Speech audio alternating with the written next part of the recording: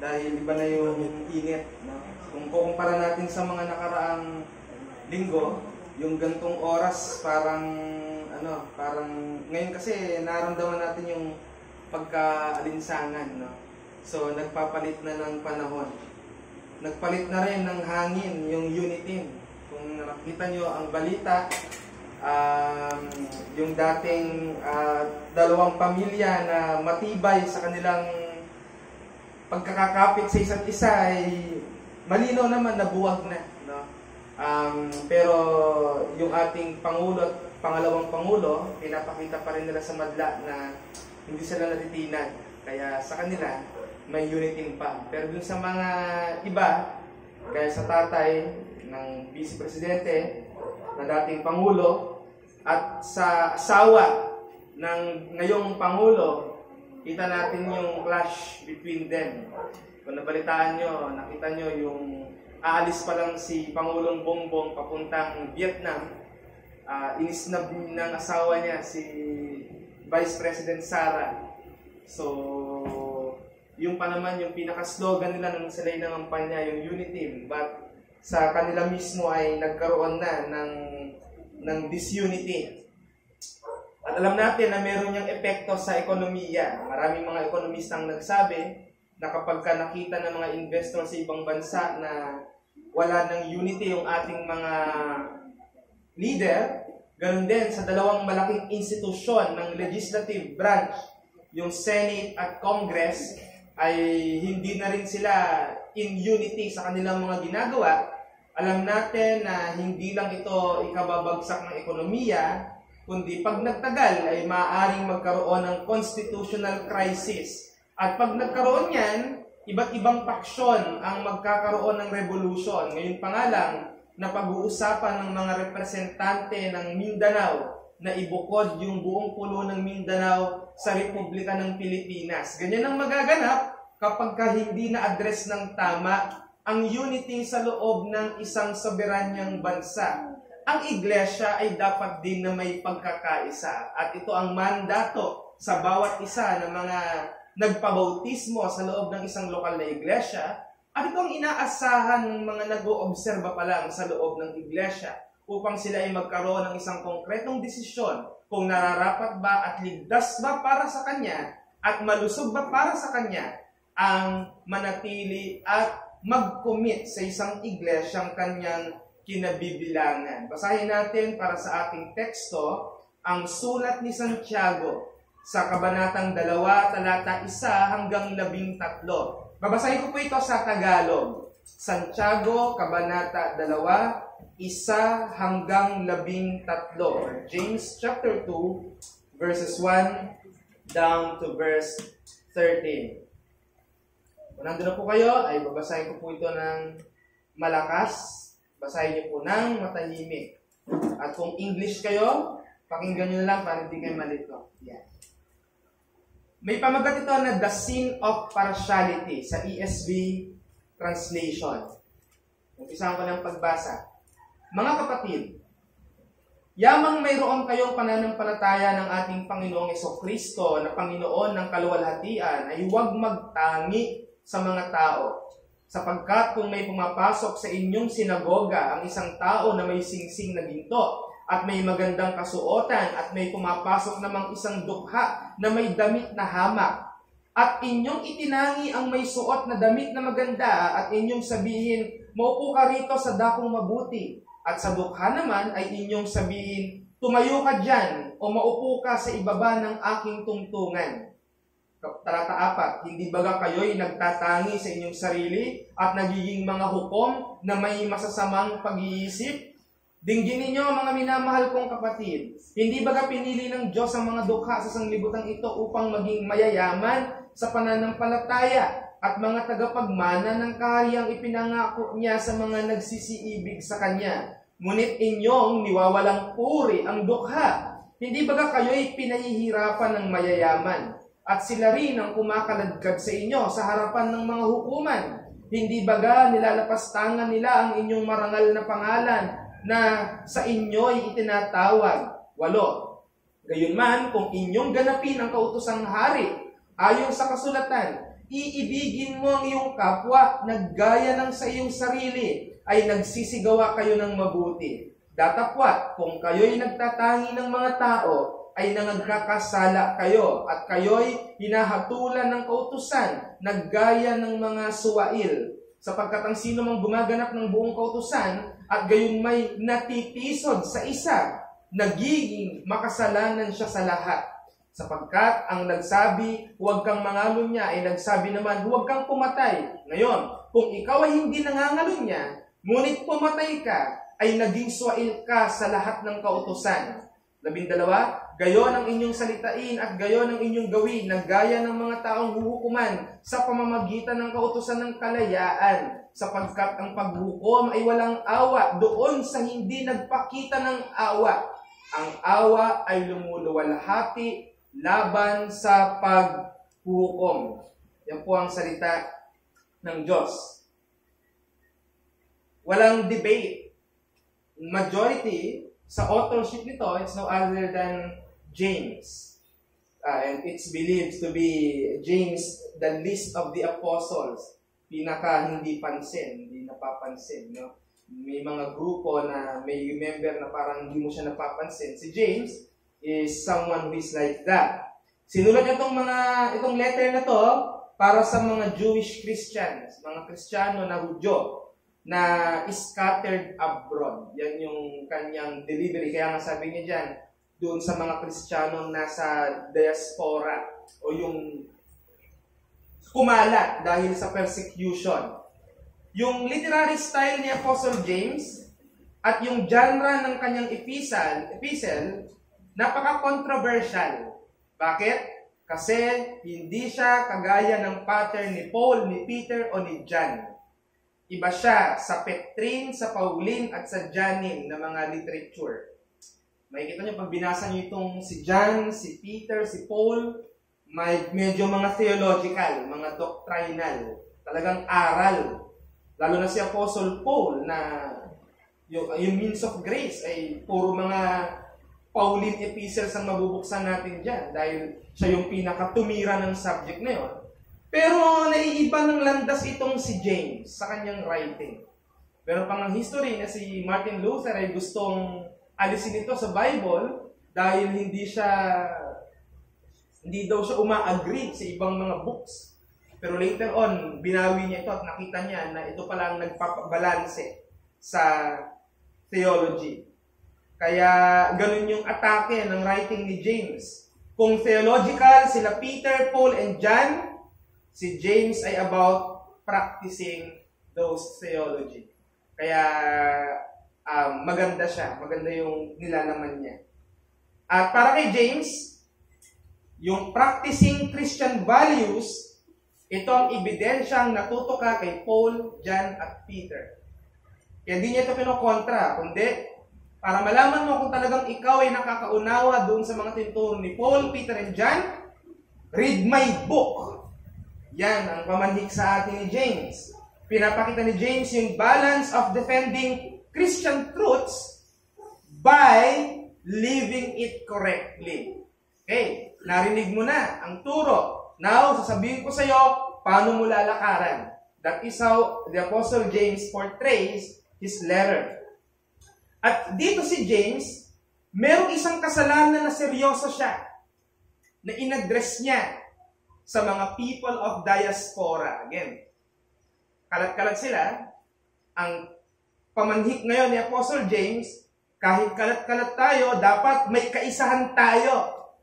Kaya yung scene na kung saan ay kanyang inaddress na sa palagay niya at naoobserbahan din natin ay seryoso sa mga iglesia sa panoong kasalukuyan ay ang kasalanan ng tinatawag nating pagtatangi or partiality.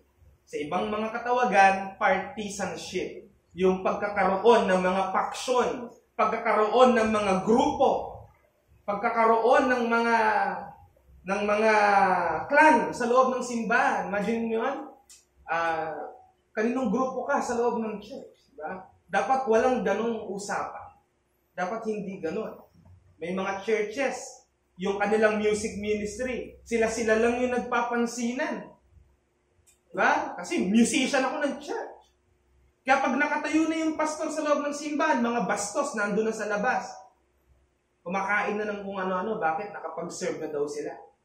Meron ako nakachat kagabi, isang charismatic na music minister puno.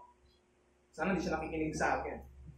Ano daw ang gagawin niya at ng worship team niya para mas maging effective daw yung kanilang worship sa music. Sabi ko, isa lang, tigilan niyo yan. Tigilan niyo yan. Di tama yan. Ginagawa niyo. Mas pinapractice nyo ang mga tono ng kinakanta nyo, pero wala kayong alam sa theology, wala kayong alam sa Bible. Ang effective na magagawa nyo para maging effective kayong mga ministeryo, bitawan nyo yung mga gitara at keyboard nyo at magsama-sama kayong mag-aral ng Biblia nyo. Nakatanggap na ako ng react na ganyan. Pero malamang may tama yon sa kanya. So, yung mga ganyang kaugalian sa loob ng simbahan, hindi napapansin ng karamihan, pero anay yan ng simbahan. Ang anay, nakatago lang sa loob ng mga pundasyon, ng mga haligi, nasa likod ng mga kahoy, hindi nakikita, pero kinakain niya na ang loob. Ang partiality sa loob ng simbahan ay ganyan, parang anay na hindi mo mapapansin, sumisira na ng kaisahan ng isang iglesia. Kaya sabi ni James, ginamit niya yung argument na maaaring sa iba, minor lang ito. At hindi ito makakaapekto sa kristyanong pamumuhay ng bawat individual. Pero, maganda ang argumentation ni James. Sabi niya, okay, minor pala sa'yo yan ha. Ang isang kasalanan lang na nagawa ay nagpapasala sa lahat ng kautusan. Yun. Yan ginagamit natin yung verse na to na pag guilty ka sa isa, guilty ka na sa lahat. Pero hindi natin nakita na ang pundasyon pala ng sinasabi ni James na yon, yung sin ng partiality. Na akala ng marami, wala lang to. Akala ng marami, hindi seryoso yan, hindi naman yan heresy. Pero, parang heresy to the other level. Na pwedeng ikasira ng isang iglesia. Kaya sabi ni Apostle James, a single offense to one area of the law makes a person guilty of transgressing the whole law. Tandaan natin, ang law, it does not recognize the amount of transgression. Hindi siya tumitingin sa, di ba, ang batas natin, para mabigyan ka ng sentensya, nakatingin yan sa damage. Reckless imprudence, di ba? Resulting to multiple damage of property, resulting to homicide, resulting to kung ano. Doon tinitimbang yung number of years that you are going to spend in jail. Pero pag batas ng Diyos ang pinag-uusapan, ang pagiging guilty mo kahit sa isang maliit na kasalanan, ikinaka-guilty mo sa kabuuan ng batas ng Diyos. Kaya wala siyang gravity.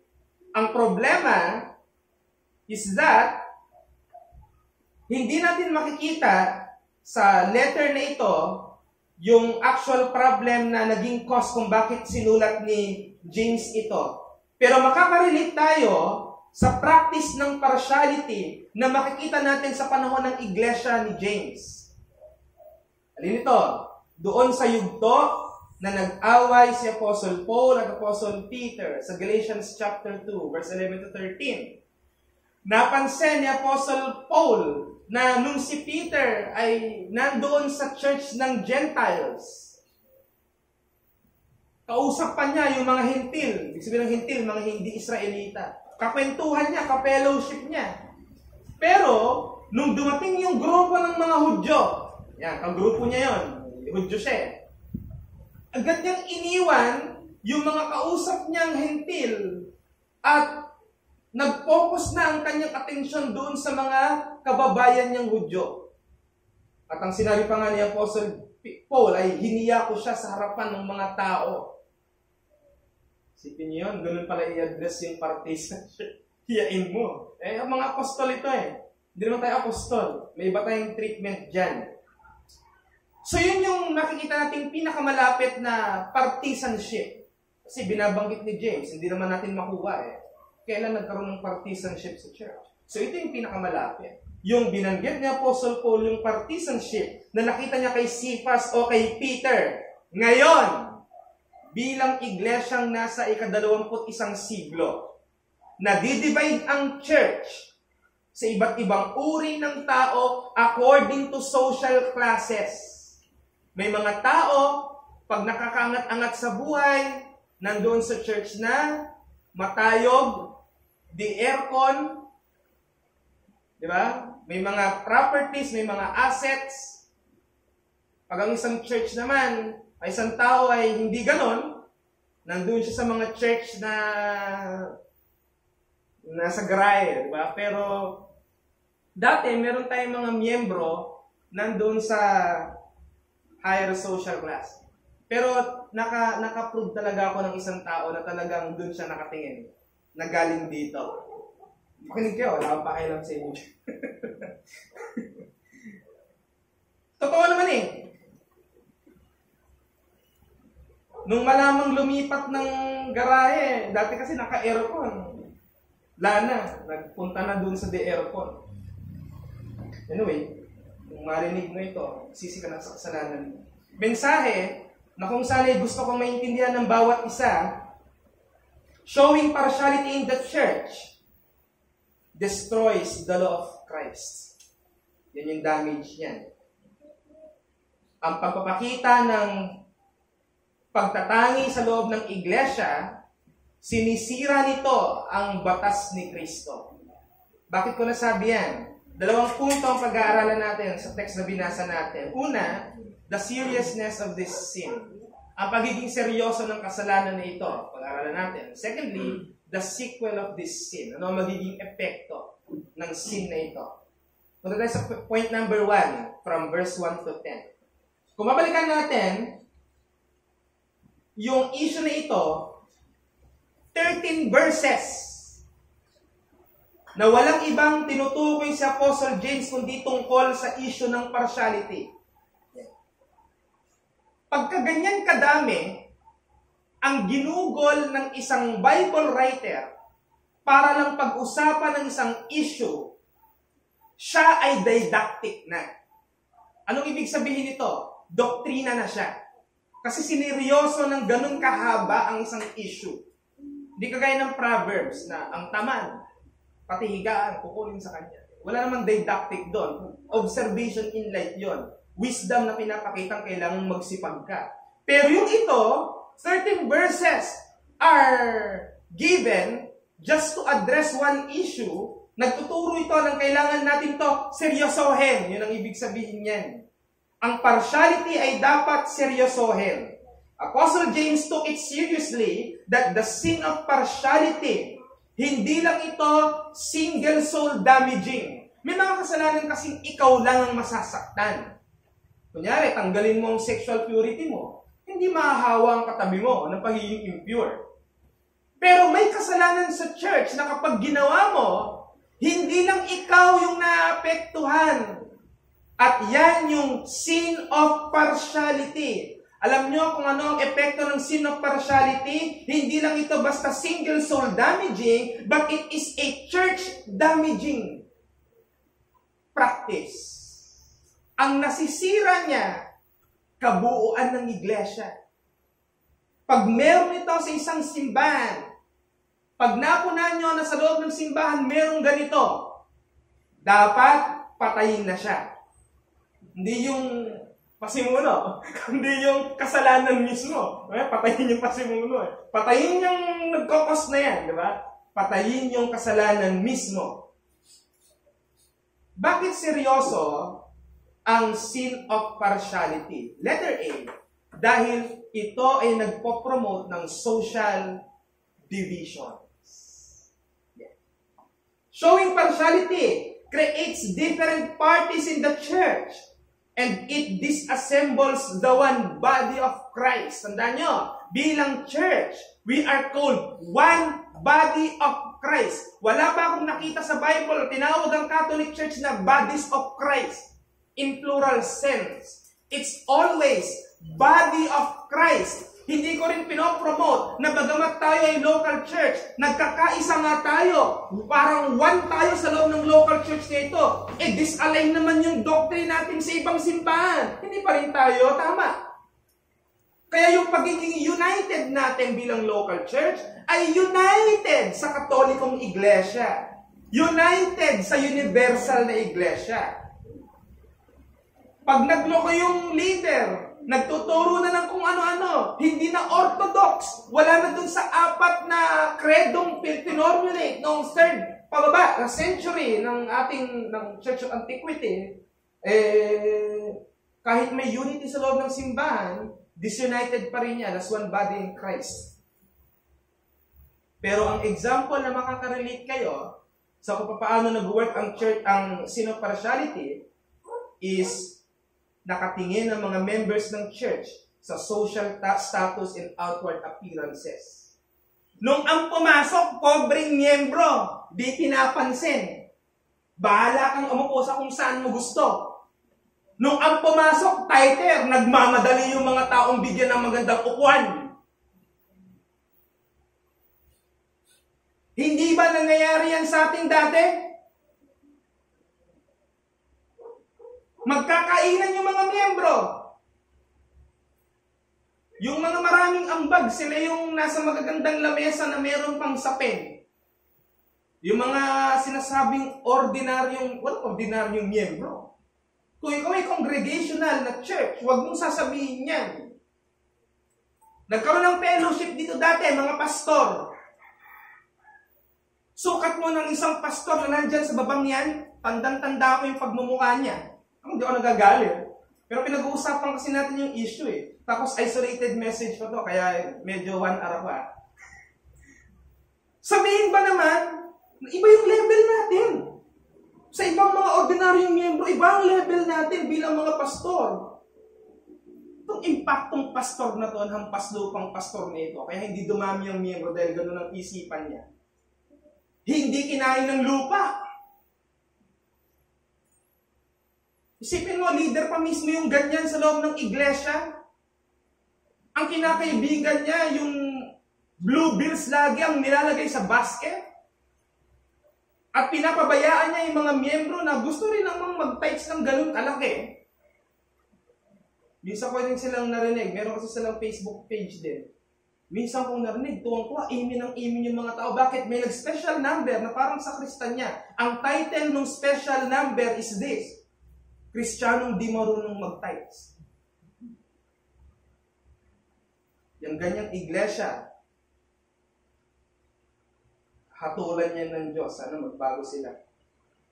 Mga nakatingin sa social status at outward appearances, bawal na bawal yan sa historic heritage. At sa kahit anong iglesia na totoo. Ang church na nagpa-practice ng partiality, isa pa to, yung nakikipag-friendship sa iilan lang sa loob ng iglesia. Iilan na nga lang sa loob ng simbahan, hindi mo pa mapansin lahat. Ni hindi mo mahay, oho. Ni hindi mo nakamayan. Parang si Lisa Araneta, nagbibigay ng peace. Ang peace mo ay lagpasan. Pag meron kayong nilagpasan dito, sumbong nyo kaagad. Bawal yon sa loob ng iglesia. Point. Ang mandate sa atin bilang mga church members, magkaroon ng communion sa lahat ng nasa iglesia. Hindi ilan lang. Yung mag-fail tayo na magkaroon ng fellowship individually sa bawat individual ng church, meron yung masamang epekto at yan ay kasalanan. Ang mangyayari, ang church ay nagpapakita na parang ang church ay isang club exclusive for high class. Alam niyo ba yung SNR? Isa itong convenience store na exclusive lang sa mga mayayaman. Alam niyo ba yung Lamborghini at Ferrari?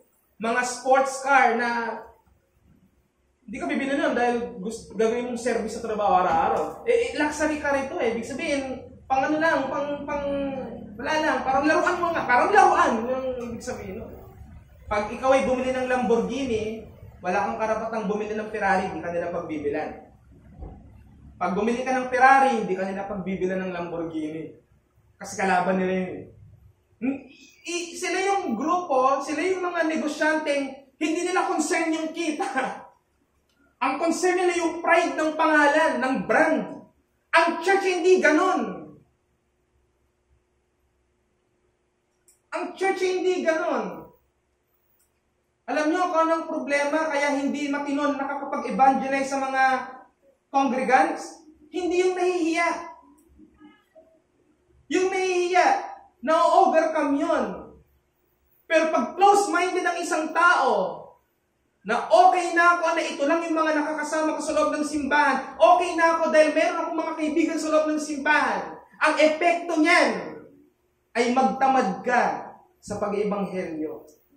Meron pa ng mga tao sa simbahan, ayaw na may bagong nakikita sa loob ng church. Allergic sa bagong tao sa loob ng church. Hinuhusgahan. Pero may tsura niya, no? Parang magnanakaw lang yun dito. We should be like that as a church. Pag naging ganito ang iglesia, hindi na siya kay Kristo. Yan ang epekto niyan. Bakit? Dahil si Kristo, makikita natin, niyakap kahit pa yung pinakamaduming tao. Di ba doon nga siya sinaway ng mga Pariseo? Bakit ito pumayag na kasama ang isang patutot sa hapag? Bakit ito humipo ng taong kitawangin? Pag merong mga iglesyang diri dyan, may mga tao sa iglesia na ayaw na may madumi na pumasok sa loob ng simbahan. Guilty siya sa sin of partiality. Isa pa, nakakita ka lang ng isang taong pumasok ng naka-sleeveless. Porque ikaw hindi. Akala mo ba ang dinidepend mo ay yung pagiging modest ng church? Hindi. Nagtataboy ka ng kaluluwa. Pinakamaigi doon, hayaan mong ma-enjoy niya and then afterwards, you go to her, you go to him. You tell him, you tell her, this is the best dress for you. Not na magre-react ka na you're not welcome here. Hindi mo man sabihin directly, but your sounding is like that. Nakasalubong yung kilay mo. Bakit may nakikita ka sa loob ng iglesia na hindi mo kapareho? Hindi kasing haba ng damit mo. Hindi kasing dami ng check sa attendance mo sa loob ng simbahan. Minsan, hindi mo man pinapakita na hindi ka partisan, pero sa kung paano ka mag-treat at mag-approach at makipag-usap, napapakita mong tinataboy mo ang isang tao. At dyan pa lang, makikita natin na nagpo-promote ka ng spiritual, social divisions. At letter B, sa kaseryosohan ng kasalanang ito, nagkakaroon ka ng spiritual dishonor. Winawalan mo ng dangal ang banal na espiritu. Pagka lagi natin binabanggit, mga kapatid, yung spiritual, huwag mo isipin yung mga bagay na hindi nakikita. Ang ibig sabihin ng spiritual, banal na spirito. Spiritual dishonor, winawalan natin ng honor ang banal na spirito na kumikilos sa bawat individual. Tandaan natin, sabi ni James sa text na binasa natin, hindi ba pinili ng Diyos ang mga mahihirap? At winelcome sa kanyang iglesia? Yun yung sinasabi ni James. Tapos ikaw pagbabawalan mo, yun yung argument niya. Now, ang binanggit ni James, yung mahirap literally. Talagang dukha, salat. Pero ang gusto kong makita nating prinsipyo dito, ang pagpapakita ng partiality sa loob ng iglesia, ito ay disgraceful response sa universal offer of the gospel. Kala nyo hindi seryoso, Kala natin hindi seryoso. Introvert po ako Gusto ko, bilang lang sa daliri ang kaibigan ko Yes, pwede. Pero, pag nasa loob ka ng iglesia, hindi yan case. Alam niyo ba, na ang pagiging introvert ay isa rin na dapat ino-overcome ng isang Christian. Hindi mo pwedeng i-reason out yan. Unang-una, you are a Christian na nakikipag-fellowship sa believers, yan ang design sa'yo. Hindi pwedeng sabihin, pastor, brother, kaya po hindi ako laging active sa simbahan. Nandyan na po, nakaupo ako, nakatahimik lang ako. Kasi nga po, introvert po ako What if I tell you that you need to overcome that? Dahil hindi yan magiging healthy sa'yo. Kaya mo. O maninindigan ka pa rin introvert ka.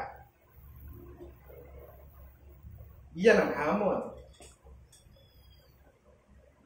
Ang maltrato sa ibang kapatiran. Paano natin maipapakita yan? Yung neglect to poor souls in the church. Hinahatulan mo, hindi mo pa nga nakakausap. Di lang nagsisimba, iba na yung nasa isip mo.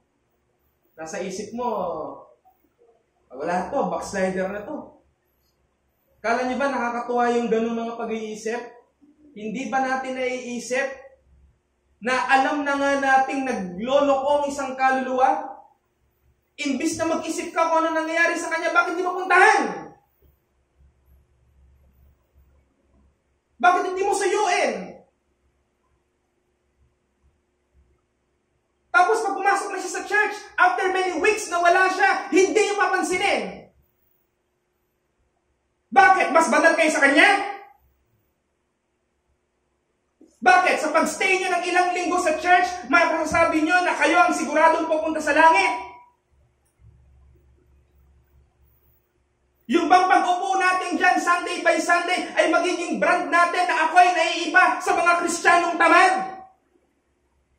Hindi ba responsibility ng isang church na alalayan niya yung isang church member na hindi nakagaya ng karamihan? If you are a partisan in the church at ang iniisip mo lang yung kalagayan mo bilang isang individual na ikaw ay nakaka-utilize ng means of grace, yung ibang mga members ng church, bahala kayo sa buhay nyo. I am appealing to you. Resign! You are not a very good member of a church.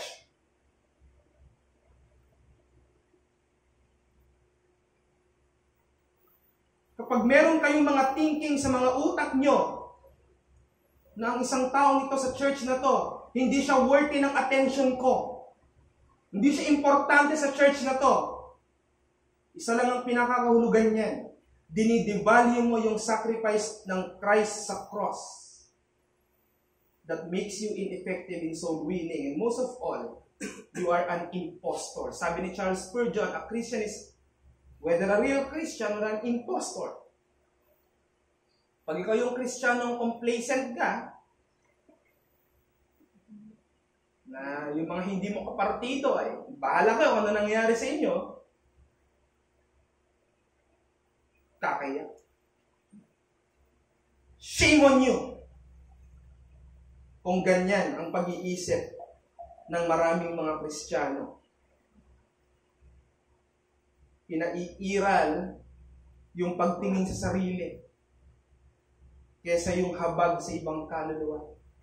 Ang isang totoong Kristiyanong seryoso kay Kristo,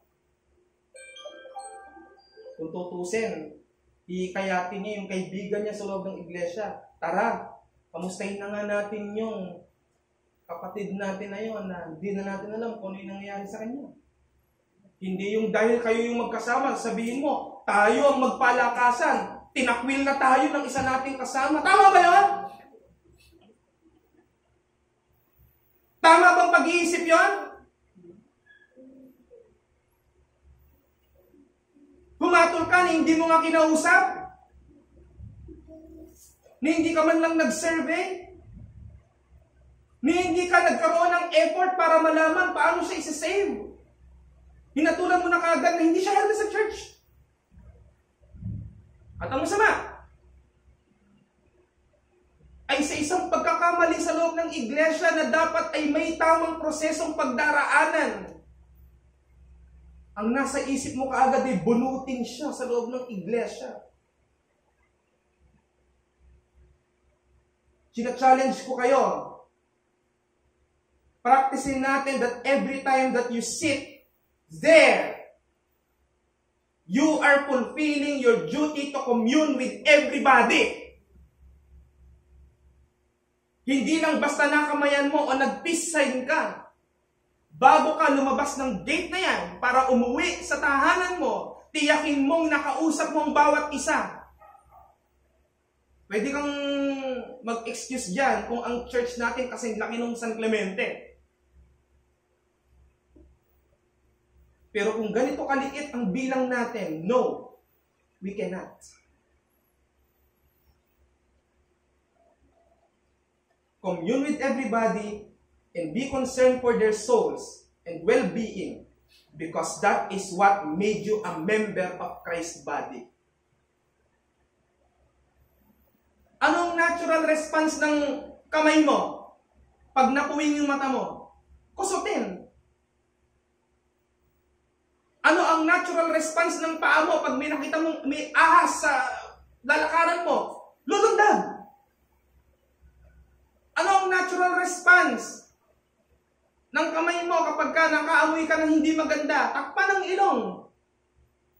Ano ang natural response ng isang miyembro pag mayroong nagdi-disassemble na isa?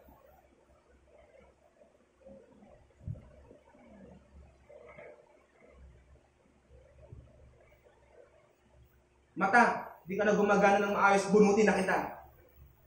Tenga, medyo nabibingin ka na, tanggalin kita. Hindi ba bago tayo mag-decide ng replacement, we try to fix it? Tsaka ka mag-isip ng replacement o withdrawal kapag ka nag-run out ka na ng lahat ng options. And it is also the same with dealing with Christian na nauuwi sa mga erring statuses. Instead of thinking about the last, that's supposed to be the last resort, make sure that you utilize other options. Because that's what makes you a Christian. At ano magiging sequel ng kasalanan na yan? Number 2, verse 11 to 13. Sabi ng verse 13, for judgment is without mercy to the one who has shown no mercy. And mercy triumphs over judgment. Maganda to mga kapatid. Ano ang nagiging role ng mercy sa justice of God? To, merong chemistry dito.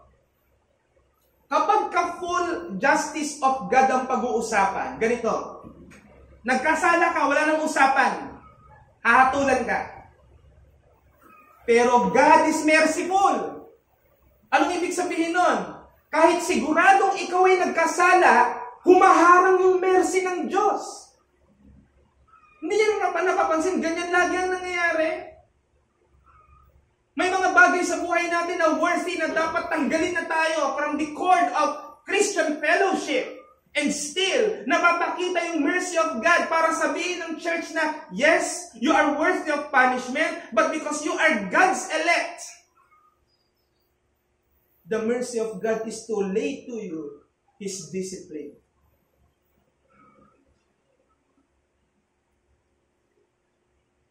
Partisanship yun, mga kapatid.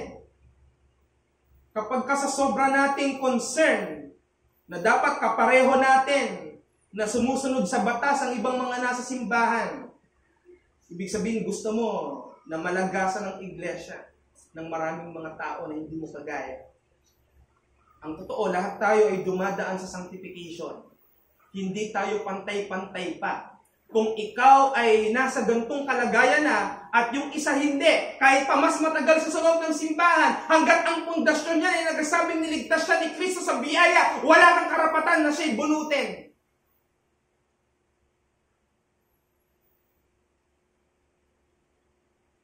sometimes our learning about doctrines is what makes us, sad to say, legalistic. Pero alam nyo, ang problema dito, bakit nagkakaroon ng confidence ang isang partisan? Bakit proud siya? Hindi niyo napapansin yung nagpo-promote ng partisanship, proud siya sa sarili niya. Kasi, alam niya na meron siyang outstanding devotion to the law of God. Pinangahawakan niya yun. Kailangan fair. Bakit ako sumusunod? Sumusunod ako eh. Kaya right ko lang na hindi makipag-associate sa mga yan kasi baka mahawa pa ako. Ang totoo, kapag kang isang tao nasa magandang kalagayan, nire-respeto, tinitingala ng iba, ang negative effect niyan, nakakapag-develop sa puso niya ng attitude na maging condemning sa iba na hindi niya kagaya. Dapat prayer mo yan. Karamihan kasi prayer. Lord, marami akong pagkukulang sa iyo, Lord, punuan mo. Pero, paano ang prayer nang wala?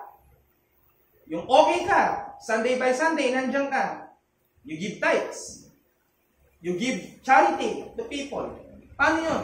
Ano ang prayer mo? Dapat ganito, Lord, baka tumigas yung puso ko at maging ituring kong merit ko tong mga bagay na to. Huwag nawa ko, Diyos. Kaya kanino binigay ng Diyos ang blessing niya? Sa spiritually rich o sa spiritually poor? Sa spiritually poor. Blessed are the poor in spirit. Lagi natin narinig sa pulpit, hindi tayo mayaman, pero mayaman tayo spiritually. Ayokong tanggapin yung mayaman ako spiritually. Ang gusto kong sabihin, mayaman yung espiritong nasa akin, ako hindi. At nakikihiram lang ako dun sa yaman na yun. Kasi sinabi ng Diyos, ang pinagpapala niya yung mahirap sa espiritu. Ano yun? Ito yung Kristiyanong wala siyang kakayanan sa kanyang sarili. Dapat maalala ng bawat Kristiyano yan. Nagkaroon ka lang ng banal na spirito, kaya ka nakakasunod. Nagkaroon ka lang ng mga means of graces, kaya ka nakaka-maintain ng ganyang Christian standing. Pero you're still poor. Especially if the Holy Spirit is withdrawn from you. Yan ang dapat maunawaan ng bawat isa. At ang maganda dito, sinabi ni James na ang batas ng Diyos, hindi ito nagtotolerate ng anumang mga kasalanan. Yan yung parameter ba kasi isipin. Nagiging tolerant ba tayo? Hindi. Ang mali ay mali pa rin, hindi magbabago ang standard dyan. Gaano man kaliit o gaano man kalaki ito. Pero tatandaan natin, ang single sin, gaano man kaliit o kalaki, kapag ito ay na-violate, nagiging guilty ka sa lahat. Kaya kung ang partiality ay nasa isip mong hindi naman ganun ka-big deal sa loob ng iglesia, nagkakamali ka. Merong kasalanan na nakaka-damage kahit hindi ka nagsasalita. Alin yun? Yung hindi mo kinakausap yung kasama mo.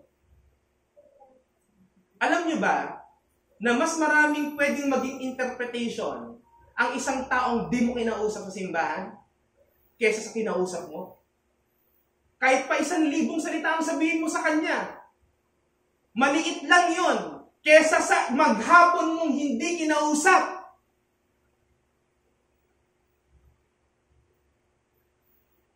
Hindi mo na alam kung ano yung naglalaro sa isipan ng taong winalang halaga mo.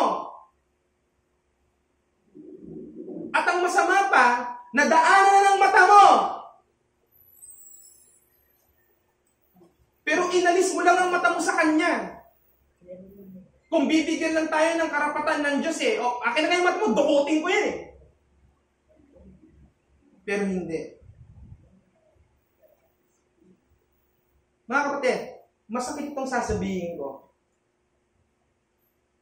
Yung sin of partiality, sa ayaw at sa gusto mo, nagiging mitya ka para gumuho ang isang iglesia. At hindi naman ako papayag na maging mitya ka ng pagkaguho ng isang iglesia. Kahit sinong matino sa loob ng iglesia na nagpo-promote ng unity na yan. Hindi yung unity. Nung una, di naman niwala dyan. The sin of partiality destroys the person standing before God. Kapag ang isang person sa loob ng iglesia nagpapakita ng partiality sa loob ng iglesia, kalaban niya ang Diyos. Dahil niyo ito, pag merong isang partisan sa loob ng iglesia, kalaban mo ang Diyos. Diyos ang pinipili mong awayin. Dahil nga ang ating Diyos, He is the Lord of the poor in spirit. Diyan nga siya nadedelight eh.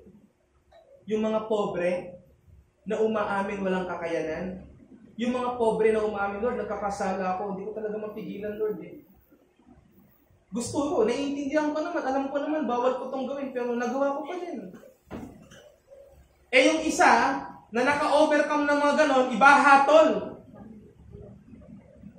Ang Diyos nga yumakap ng ganon, ikaw niyakap ka rin ng Diyos, galing ka rin din eh. Tapos iba yung hatol mo, ang lupit mo.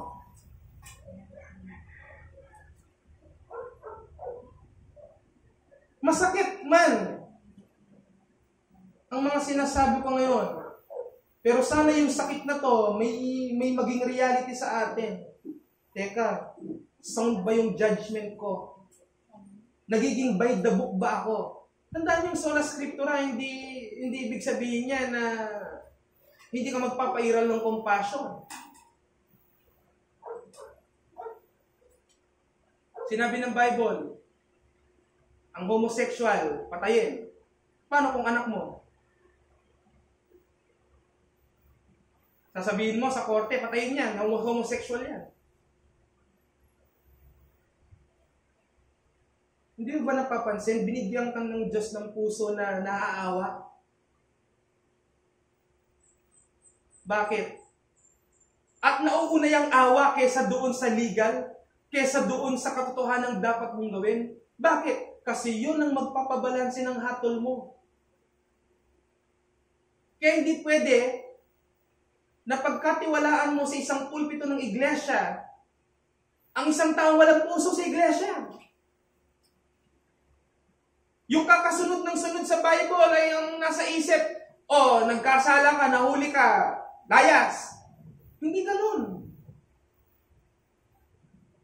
Dulo pa yun. Dulo.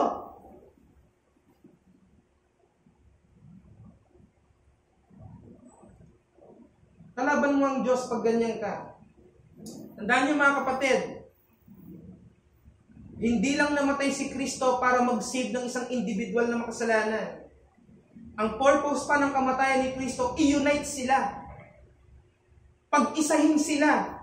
Yung mga bawat individual na yan. Namatay si Kristo para pagkaisahin ang nagkawatak-watak ng mga pinili niya. At kung ikaw ay nagpo-promote ng partisanship sa loob ng iglesia, ang tawag sa iyo, church murderer. Ganyan kaseryoso yan. Yang sin na yan. May charge to you, brethren.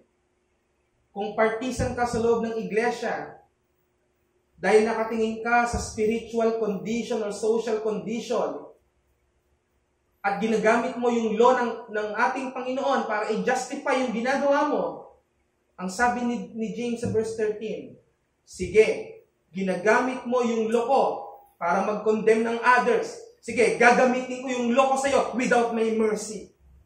Ibabalik din sa'yo ng Diyos. Ganyan ka pala humatol ha?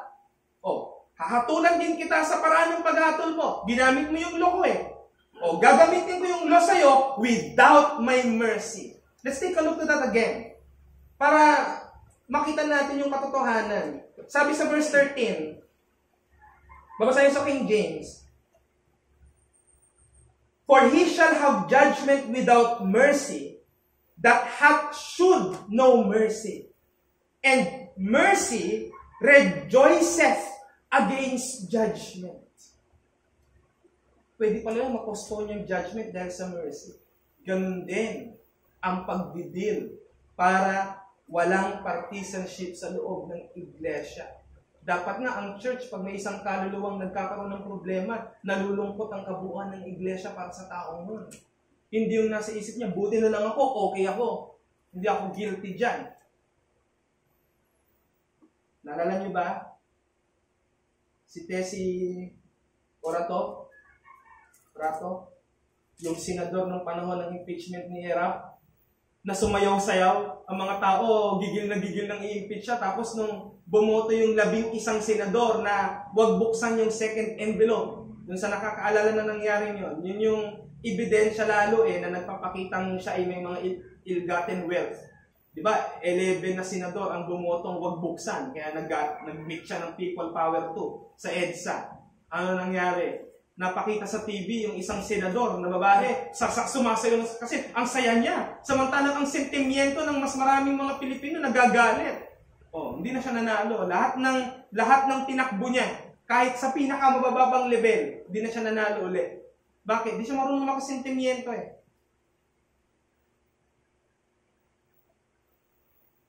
Wala sanang magkaroon ng ganyang espiritu sa ating church. At alam ko wala niyan. Dahil naalagaan tayo ng balansing doktrina at habag sa bawat isa. Tatandaan na lang natin mga kapatid. View the law of God, a humbling agent, not a condemning means. View the law of God, a humbling agent to remind us of our spiritual poverty. And remind yourself of God's mercy that lifted you up from shame. Pwede kang magpasalamat, Lord. Salamat ako, hindi ako naging kagaya niya. Pero nagpapasalamat din ako dahil naawa ako sa Kanya. At bigyan mo ako ng karunungan na i-lift up siya. Embrace everybody in the church, regardless of their conditions.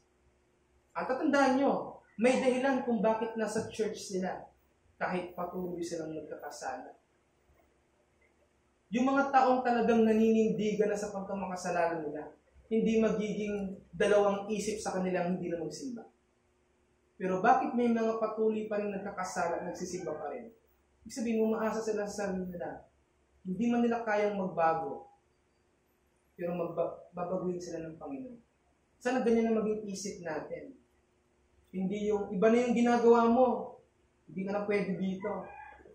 Versus sa may habag ang Diyos. I-discipline ka natin. Kung kailangan i-discipline.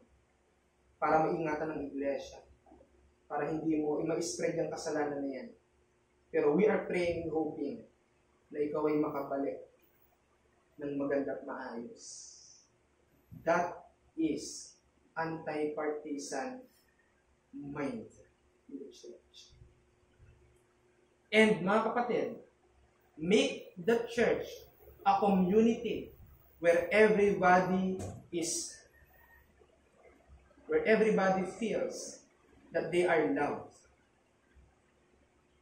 and welcomed because of the truth and fellowship of the saints. So katin nyo. Hindi yung magpapakiramdaman tayo, sino mauunang pumansin? Ikaw mauna. Hindi yung titingin ka muna sa sahig kung tatawagin ang pangalan at mag-good morning sa'yo. Dapat ginagawa natin. Yung simpleng pag-disregard dyan, nakakapag-develop ng maraming isip sa mga tao.